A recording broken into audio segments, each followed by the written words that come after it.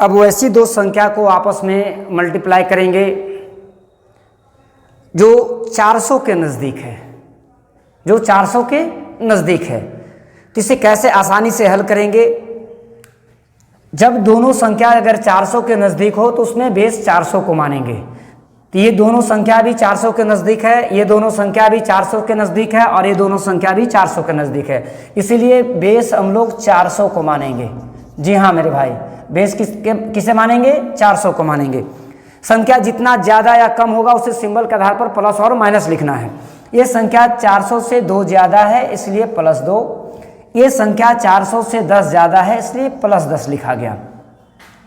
अब इसे तिरछे रूप में 100, 200, 300 जिस प्रकार से हम लोग 100, 200, 300 को बेस मानकर मल्टीप्लाई किए उसी प्रकार से यहाँ भी मल्टीप्लाई करना है। तो 400 से ये 2 ज़्यादा, ये 400 से 10 ज़्यादा है।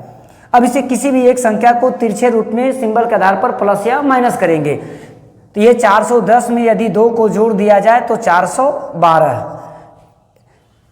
बेस 400 को माना है, ये 100 का 4 गुना है, इसलिए जोड़ने के बाद या घटाने के बाद जो भी वैल्यू आएगा उसको 4 गुना कर देना है। तो अगर 412 को अगर 4 गुना किया जाए तो हो जाएगा 1648 और अंत में 2 को 0 लगा देना है मेरे भाई। इसके बाद दोनों संख्या 400 से जितनी ज़्यादा या कम होगी उसे सिंबल के आधार पर गुना कर प्लस या माइनस करेंगे। तो यहाँ पर प्लस प्लस प्लस हो जाएगा और 10 दूना 20, तो 20 को प्लस कर देना है। बराबर हो गया 164,820, इसका आंसर हो गया। उसी प्रकार से इस प्रश्न को, ये दोनों संख्या 400 से नज़दीक है और 400 से कम है, तो ये 400 से 3 कम हो गया और ये 400 से 8 कम है। तो दोनों संख्या 400 से जितना कम है उसे माइनस सिंबल के साथ, अगर ज़्यादा है तो प्लस सिंबल के साथ लिखेंगे। तो ये 3 कम था और ये 8 कम है। अब इसे दोनों संख्या में से किसी भी एक संख्या को तिरछे रूप में इसे घटा देंगे। माइनस सिंबल है तो घटा देना है। तो अगर इसमें से इसको घटाया जाए या इसमें से इसको घटाया जाए, किसी एक ही को घटाना है, दोनों का आंसर सेम आएगा घटाने के बाद। तो जो आप अपने सुविधा के आधार पर इसे घटाएंगे। तो 392 में से यदि 3 चला गया तो बच गया 389। हम लोग बेस 400 को माने थे, अर्थात 100 का 4 गुना है, इसलिए अब इसमें 4 से मल्टीप्लाई कर देंगे। तो हो जाएगा 9 चौ 36, 8 चौ 32 और 3 35 और यहाँ पर 12 और 3 15 और लास्ट में हम लोग यहाँ पर 00 लगा देंगे।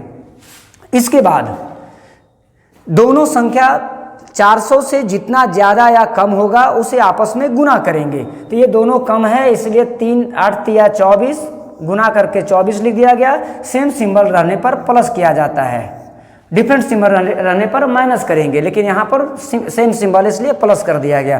तो इसका आंसर हो गया 155,624, इसका आंसर हो गया।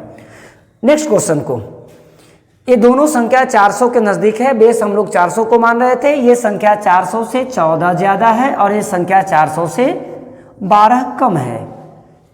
तो दोनों संख्या 400 से जितना ज़्यादा या कम होगा उसे सिंबल के आधार पर लिखेंगे।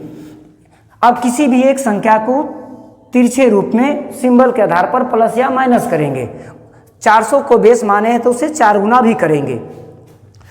तो 414 में माइनस है इसलिए 12 चला जाएगा, तो 414 में यदि 12 चला गया तो बच गया 402 और 402 को, क्योंकि 100 हम लोग बेस मान रहे हैं 100 का 4 गुना को, इसलिए 4 से गुना कर देंगे। बराबर हो जाएगा 1608 हो जाएगा। अब इसके बाद अंत में 00 लगा देना है। इसके बाद दोनों संख्या 400 से जितना ज़्यादा या कम होगा उसे आपस में गुना करेंगे। तो ये 14 ज़्यादा, ये 12 कम, दोनों को आपस में गुना करेंगे तो 168 हो जाएगा मेरे भाई।